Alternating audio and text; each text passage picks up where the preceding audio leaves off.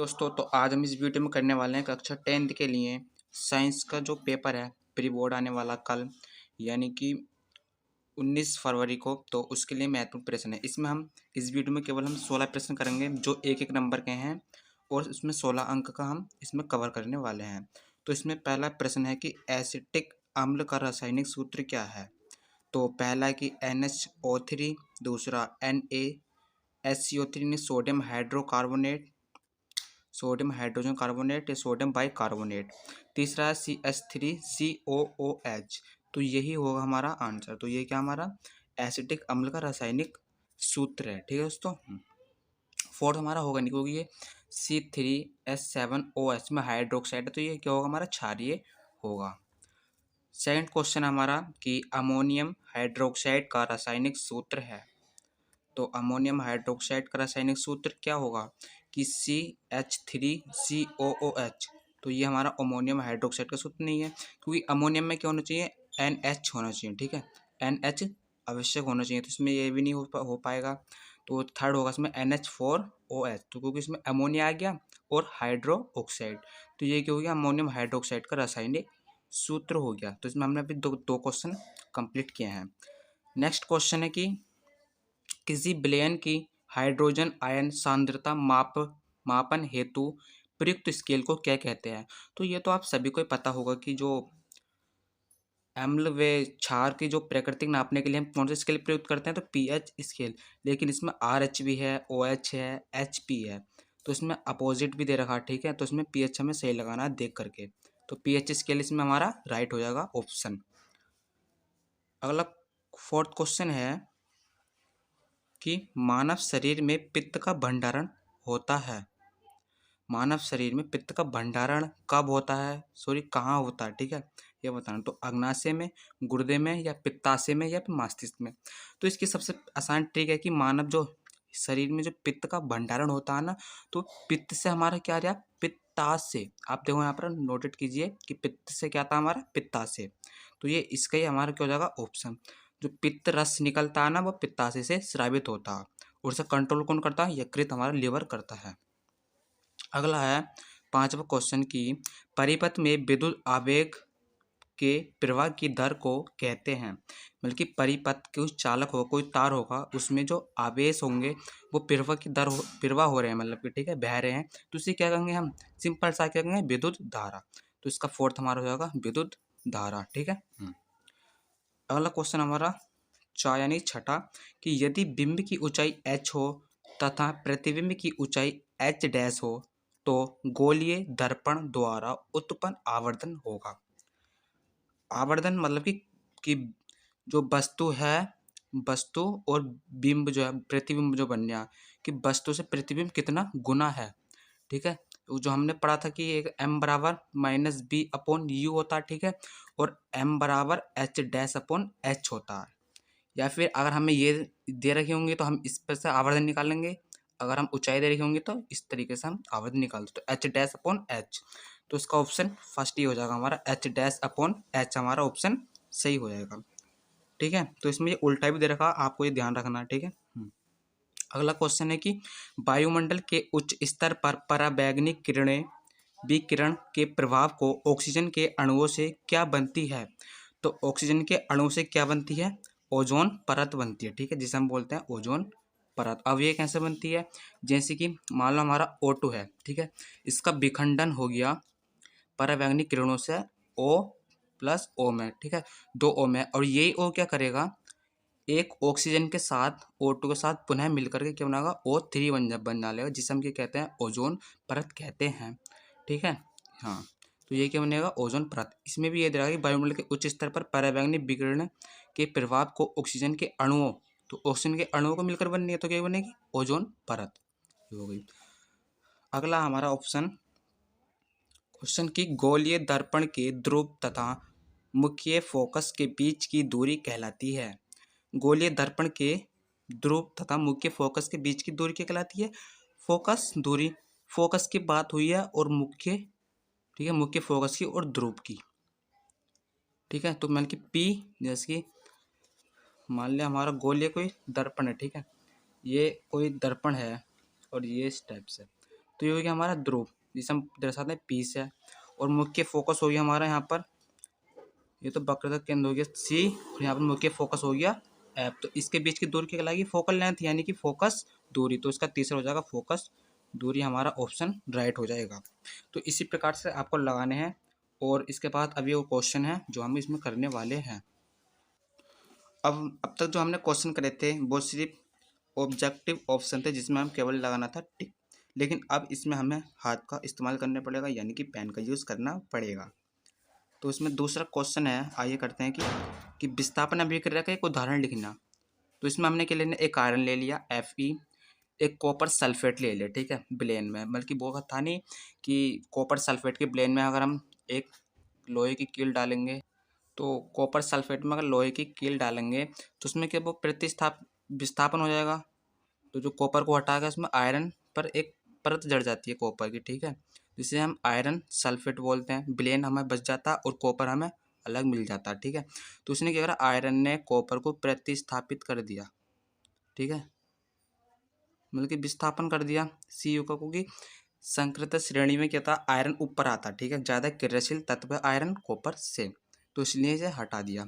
अगला है तीसरा कि नम वातावरण में रखे तांबे के ऊपर चढ़ने वाली हरी परत का रासायनिक नाम क्या है? तो वह है कॉपर कार्बोनेट, ठीक है।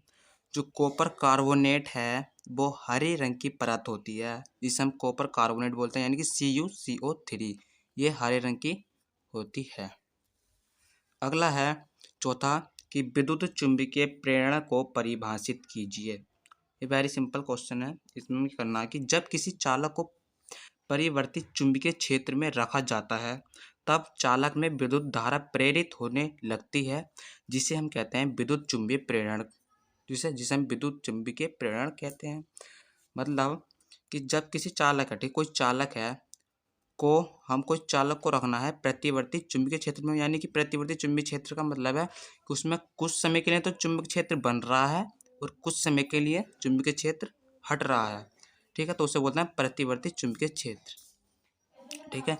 जैसे कि यहाँ पर मान लीजिए कोई एक चालक है, ठीक है, यहाँ पर एक चालक है, ये कुंडली लगा रही, ठीक है, चालक है। अगर मैं यहाँ पर क्या लूँगा, एक मैग्नेट लेकर कहूँ से लेकर कहूँ, तो इसमें क्या होगा, हमारा फ्लेमिंग का नियम लगेगा और इसमें से क्या होगी, धारा प्रवाहित होने लगेगी, जिसे हम कहते हैं चुंबकीय प्रेरण कहते हैं। इसे लेंस का लॉ भी कहा जाता है, ठीक है। क्वेश्चन नंबर 5 है कि स्नेल का अपवर्तन का नियम लिखिए।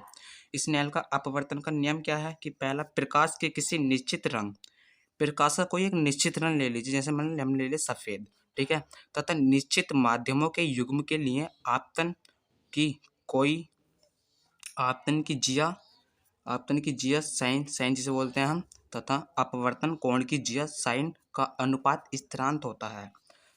मतलब कोई एक ये हमारा है माध्यम, ठीक है, पहला माध्यम हो गया हमारा वायु, जिसे हम निर्वात के अपोज इक्वल मानते हैं, ठीक है, जो हो गया हमारा कांच। दूसरा हमारा हो गया कांच, इसमें प्रकाश की किरण आई, प्रकाश की इसमें आई हमारे एक किरण आई, जैसे प्रकाश की किरण आई, इसमें हमने एक लंब डाला, फिर ये इसकी तरफ थोड़े से झुकेगी, ठीक है, अभिलंबी की तरफ झुकेगी, तो जो कोण होगा R और ये कोण जो बनेगा I, ठीक है। तो इनका अगर हम अनुपात निकालें तो वह स्थिरांक एक निश्चित मान आता है, ठीक है, जिसे हम बोलते हैं स्नेल का अपवर्तनांक नियम। तो क्या है वो कि प्रकाश के निश्चित रंग तथा निश्चित माध्यमों के युग्म के लिए कोण आपतन कोण, ठीक है, यहाँ पर आपतन कोण होगा, आपतन कोण की जिया तथा अपवर्तन कोण की जिया का अनुपात स्थिरांक होता है, मतलब कि ये रहा हमारा I और ये R, ठीक है। अपवर्तन कोण और आपतन कोण क्या होगा, स्थिरांक होगा, अगर हम डिवाइड करें तो। अगला है क्वेश्चन नंबर कि सूर्य से आने वाले किसी विकिरण से ओजोन परत पृथ्वी की सुरक्षा करती है। तो परावैंगनिक किरणों से करती है, ठीक है, तो परावैंगनिक किरणों से हमारी जो ओजोन परत होती है वो सुरक्षा करती है, किसकी, पृथ्वी की। और इसकी हानि क्या होती है कि भैया ये अगर हाथ पर ली जाती है तो उसमें कैंसर जैसी बीमारियां भी होने लगती हैं। अगला क्वेश्चन है कि वर्षा के जल का pH मान जब 5.6 से कम हो जाता है तो वह कहलाती है।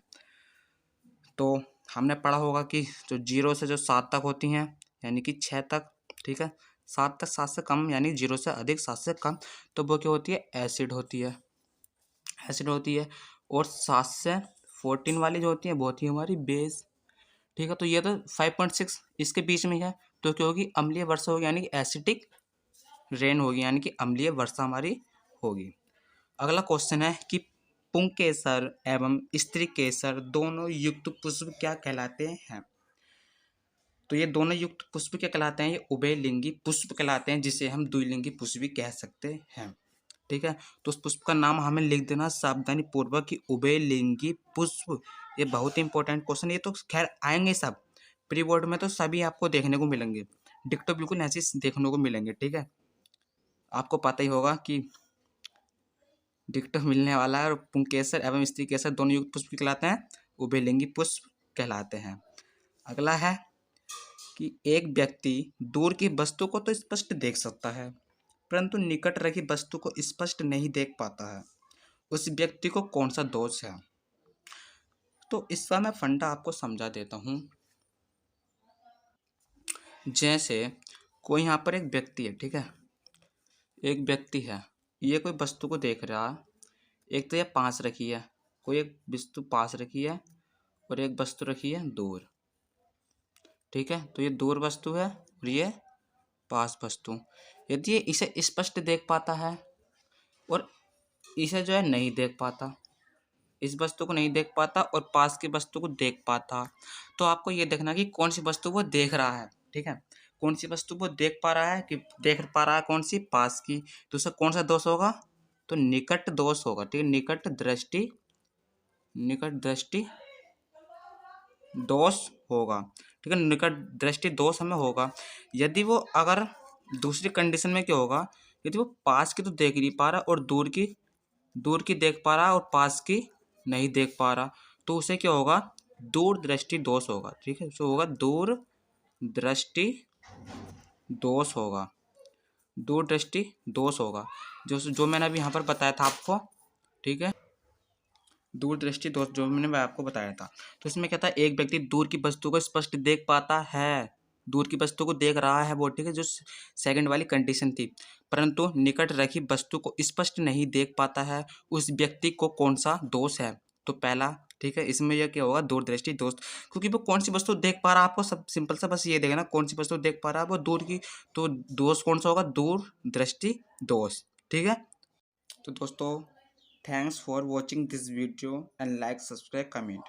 तो दोस्तों इस वीडियो में हमने क्या करा, केवल 16 अंक को कवर किया है। तो आपको केवल जस्ट 2 आवर्स लेटर आपको एक फुल जो 3 नंबर के क्वेश्चन हैं, 4 नंबर के जो क्वेश्चन हैं, उसको वीडियो में अभी जस्ट अपलोड करने वाला हूँ। तो आप पहले इन्हें कवर कर लीजिए क्वेश्चंस को, 16 नंबर के क्वेश्चन से आपको ये फिक्स हो जाएंगे। ठीक है, तो जो जो एक एक नंबर के जो सिंपल है बिल्कुल, मैंने इस वीडियो में केवल उन्हें कवर किया है। अगली जो नेक्स्ट 2 घंटे बाद वीडियो होगी उसे आप जरूर देखें, वो 4th नंबर की और 3rd नंबर के क्वेश्चंस वाली वीडियो होगी। अगर आपको इसमें 80 में से 80 लाने हैं तो आपको अगली वाली वीडियो अवश्य देखनी है। यदि आपको केवल पास होना तो इस वीडियो को देखिए और थोड़ा बहुत उसे देख सकते हैं, लेकिन हमें केवल अच्छे नंबर लाने, ठीक है, पास नहीं होना। तो उस वीडियो को ज़रूर देखें और चैनल की जो नोटिफिकेशन है उसे ऑन कर लें। ठीक है, और चैनल को सब्सक्राइब कर दें अगर आपने नहीं किया हो तो स्कूल हमारा उदयराज हिंदू इंटर कॉलेज के लिए ये प्री बोर्ड के लिए था। तो 19 तारीख को सभी साइंस का पेपर फोल्ड करके आएंगे। Thanks for watching this video, like and subscribe comment.